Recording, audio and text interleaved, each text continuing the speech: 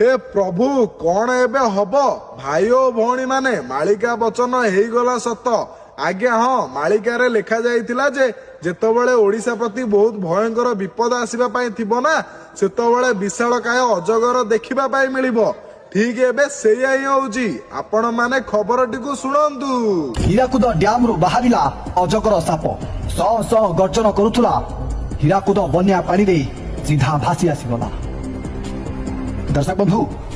Hirakud dam रु मणिसखिया माछ उद्धार होला परे एबे साप बाहरिछि एते बड़ विषाक्त अजगर साप एबे हीराकुद डैम रु भासी आसीथिबा नै वीडियो वायरल हेउछि। 20 टी गेट रे